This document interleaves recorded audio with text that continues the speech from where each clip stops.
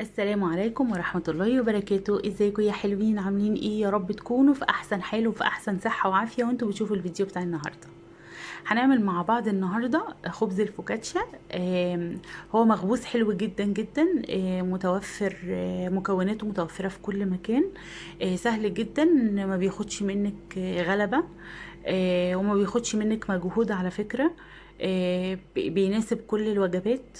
ينفع في الفطار، ينفع في العشاء، ينفع في اللانش بوكس للأطفال في المدارس، وينفع للبنات الحلوين اللي بيشتغلوا، يعني ياخدوا مثلا قطعة ولا قطعتين في اللانش بوكس بتاعهم كسناكس يعني ليهم.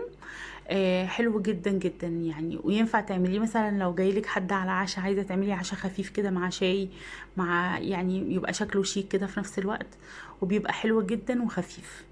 مكوناته سهله جدا، هنتكلم فيها وهتكلم معاكم باستفاضه عن العجينه. انا اول مره اجربه زي ما قلت لكم، لكن بصراحه مش هستغنى عنه ان شاء الله، لانه عجبنا جدا وعجب الولاد جدا جدا جدا. مش عايزه اقول لكم هو جميل قد ايه وخفيف، ومش عايزه اقول لكم على الروايح بقى. والله العظيم حاجه كده وهم قلبت ريحه الشقه كلها. انتوا عارفين بقى المكونات هقول لكم عليها، وهنمشي بس واحده واحده عشان ما نتوهش من بعض في الفيديو. انا اول حاجه معايا 500 جرام من الدقيق، 500 جرام من الدقيق متعدد الاستخدامات. تمام. عليه معلقه من السكر وباكت خميره، وعلى ال 500 جرام دقيق 400 جرام ميه. تمام، ميه عاديه خالص من الحنفيه، من الفلتر، من اي حته. يعني مش شرط تكون دافيه، مش شرط تكون ساقعه، لا عاديه خالص خالص. ماشي. بتضيفي المكونات دي كلها زي ما انا قلت لك كده، كل المكونات كده على بعض. لو تاخدي بالك العجينه هتحسي ان هي سايله كده شويه، ما تقلقيش خالص منها. طبعا مش هينفع تستخدمي ايديكي لان هي بتلزق جدا جدا زي ما انت شايفه. و... ويفضل ان انت تستخدمي معلقه تكون قويه شويه، سواء كانت ستانلس او خشب. وتفضلي تقلبي فيها كده من تحت لفوق، من تحت لفوق، تحاولي تدخلي فيها هواء، تدخلي فيها هواء على قد ما تقدري. تمام. وتتاكدي ان مفيش دقيق تحت، مفيش دقيق في الجوانب. على قد ما تقدري تحاولي يعني تخلطيها كلها كويس جدا جدا. انا سبتها ريحت، بعد ما خلطتها اول مره سبتها ريحت 10 دقايق. تمام. بعد ما ريحت 10 دقايق هي ما لحقتش لسه تختمر، يعني هي 10 دقايق بس يا دوبك بدأت يعني تقوم شوية. تمام. انا هحط معلقة زي ما انتوا شايفين كده من بتاعة التوابل، معلقة من الملح، لان انتوا عارفين ان هو مخبوز مش حلو، هو حادق. تمام. وحطيت معلقتين من زيت الزيتون. يفضل زيت الزيتون هو الوصفة الأساسية بتاعته، ويعتبر من ضمن الأساسيات بتاعته. زيت الزيتون بيدي نكهة رائعة. لكن لو مش متوفر عندك ممكن تستخدمي الزيت النباتي عادي، بس يبقى نوع كويس، علشان يعني طعم الزيت بيبان قوي في المخبوز دوت. زي ما انتي شايفه كده تبداي تخلطي بقى. انتي عارفه لما بتحطي اي زيت على معجنات بتاخد غلبة شوية على بال ما بتدخل وبتتجانس مع الخليط بتاعك. فانت تحاولي على قد ما تقدري تفضلي تلمي كده بالمعلقة من فوق لتحت، من فوق لتحت، عشان كمان الملح بتاعك يدوب مع بقية العجينة. لو حابة ان انت تحطي الملح في بداية المكونات، او ممكن تحطيه على فكرة مع الخميرة والسكر عادي خالص. تمام. تمام. قلبت بقى الكلام الجميل ده كله، وبحاول الم الجوانب كده زي ما انت شايفة، وهغطيها وهسيبها نص ساعة.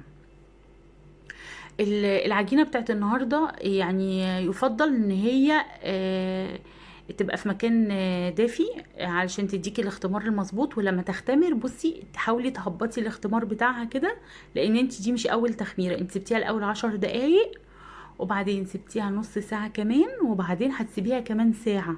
يعني هي ما بتاخدش وقت ولا بتاخد مجهود ولا بتاخد مكونات، لكن هي بس المميز فيها او الحاجة اللي بتميزها يعني عن بقية المخبوزات ان هي بتتخمر اكتر من مرة، ولازم تختمر كويس عشان تديكي نتيجة كويسة، عشان تديكي الفراغات دي والهشاشة اللي في قلب العجينة من جوه لما بتستوي. تمام. تمام. العجينة حلوة جدا ومضمونة جدا ان شاء الله. بصوا اخدت ساعة او والله اقل كمان. بصوا ببدأ اهبط الاختمار بالراحة زي ما انتوا شايفين كده. طبعا بتحضري الصينية بتاعتك. لو ما عندكيش ورق زبده ممكن تستخدمي زيت الزيتون او الزيت النباتي اللي انت عملتي منه العجينه، وتدهني كويس الصينيه ومن الجوانب بتاعت الصينيه، لان هي هتنتفخ تاني، هترتفع تاني. تمام. فتخلي بالك من موضوع الزيت دوت، الزيت او ورق الخبز. انا استخدمت بصراحه الصاج وعليه ورق خبز زي ما انتم شايفين كده. بصوا، هبدا ابل ايدي لان انا هبدا ايه يعني الم العجينه بقى بايدي خلاص. تمام. زي ما انتم شايفين حطيت على وشها حوالي معلقه او معلقه ونص زيت تاني، ولسه هحط زيت تالت. هي مكوناتها كده. تمام. بصوا بحاول ايه يعني الم من فوق لتحت ومن تحت لفوق. بجيبها بحطها، ما تقلقيش خالص ان هي تلزق في الصينيه بتاعتك او في ورق الخبز بتاعك. هتحسي ان هي بتلزق وكده، لكن والله العظيم هتبقى يعني. بصوا انا ما فصلت يعني، ما حاولتش افصل اي حاجه، وحاولت اجيب لكم كل حاجه. انا طبعا جربتها زي ما قلت لكم ان هي اول مره اعملها، وبصراحه مش اخر مره. بصوا يعني انت كده من اول وهله تحسي ان هي ايه، سايحه، عجينه سايحه كده شويه معاكي. مش مريحه شويه في ان انت يعني تحسي ان هي بتلزق في الايد. تمام. مفيش مشكله، هو اساس العجينه بتاعت النهارده كده. ماشي. حطيت على وشها معلقه كمان من الزيت، هوزعها كده زي ما انتم شايفين. ولما اوزعها كده هيبقى سهل بايديا خالص ان انا اعرف ابصمها زي ما المفروض تتعمل، يعني زي المتعارف عليها، يعني الوصفه الاساسيه هي كده. بصوا ببدأ بقى ايه بالاطراف بتاعت صوابعي، افضل ايه زي ما انتوا شايفين كده انغز فيها انغز فيها زي ما انتي شايفه. وانتي بتنغزي كده تسحبي على بره علشان تاخدي شكل كده يعني مظبوط منمق. تمام. تمام. هغطيها برضو شويه، هغطيها شويه وهتلزق في البتاع طبعا، لان انتوا شايفين العجينه سايله قد ايه.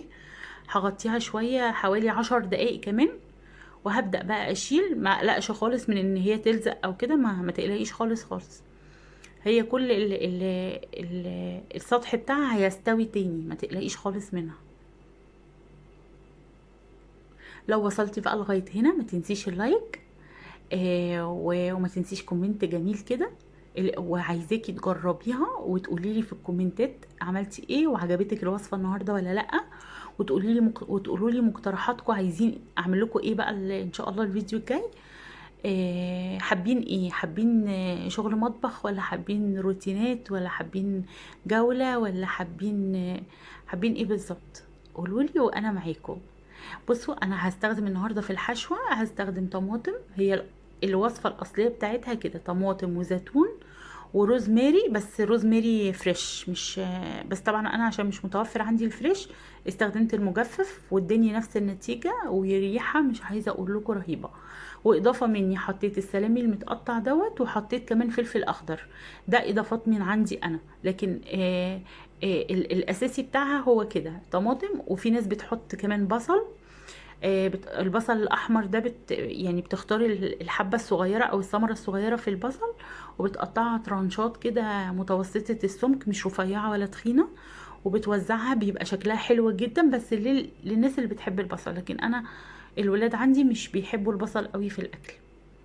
والفلفل كمان بيشيلوه، بس انا بختار الفلفل اللي هو الرفيع الصغير دوت علشان يعني يتقبلوه. فانت اعملي الوصفه زي ما ولادك بيحبوها، مش لازم تبقى هي ايه بالظبط و...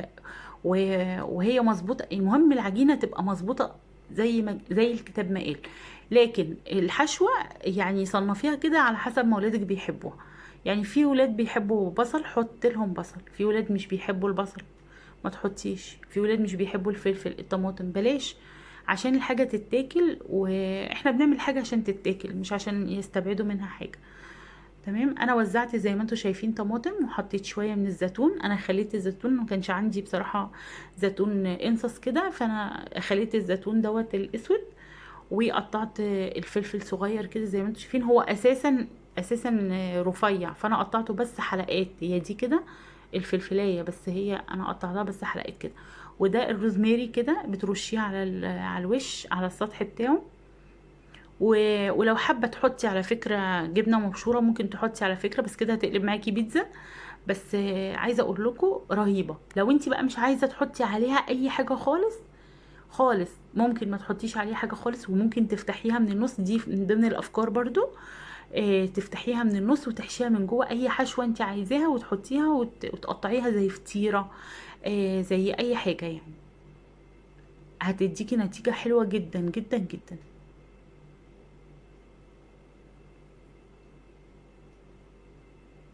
انا كنت ممكن يعني ارمي الحشوه كده بشكل عشوائي، لكن بصراحه يعني انا مستحرمه اعمل اي حاجه، لان انا عجباني جدا جدا جدا المخبوز ده. يعني بصراحه حلو جدا جدا. انا مش عارفه ليه ما جربتوش لغايه دلوقتي. انا اكلته مره بره، وبصراحه سالت على اسمه، وعملت سيرش عليه، وقلت لا لازم اجربه بصراحه في البيت. ولما عملته بصراحه نتيجه روعه روعه. ما تقلقيش خالص من ان العجينه يعني تبقى سايحه منك، هي اساسا اصل العجينه كده. ما تقلقيش منها خالص خالص خالص، وجربيها وانا معاكي. لو في اي حاجه وقفت معاكي بقى اكتبي لي في الكومنتات، برد عليكي في يعني اقل من ثواني. يعني على طول بتلاقيني برد عليك. بصوا العجينه بتفقفق كده زي ما انتم شايفين. بصوا بتعمل فقاعات كده على فكره، يعني ده من نجاح العجينه. بصوا هنا هي وهي في الفرن، انا شغلت طبعا المروحه كده زي ما انتم شايفين جوه في الفرن، وما خدتش مني اي وقت خالص لاني حميت الفرن شويه.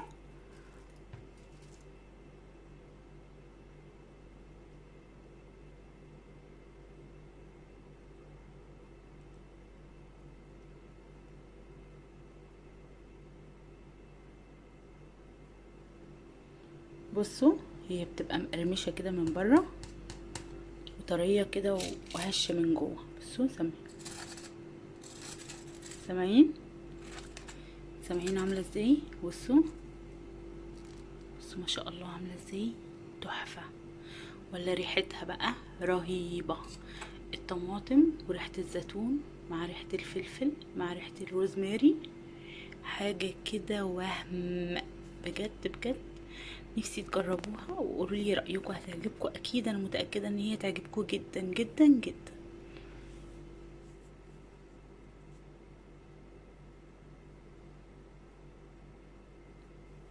رهيبه رهيبه بجد.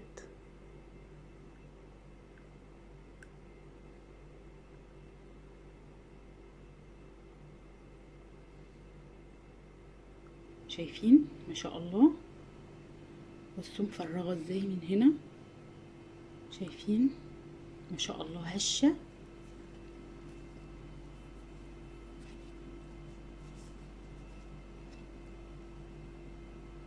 شايفين؟ بصوا تقدري بقى لو انت عايزه تخلي الحشوه دي كلها تبقى فاضيه من فوق، وتحشيها كده، تفتحيها وتحشيها بقى اي حشوه انت عايزاها. بصوا ما شاء الله تحفه. جربوها وقولي رايكم في الكومنتات. بصي مع كوبايه شاي حاجه كده بقى.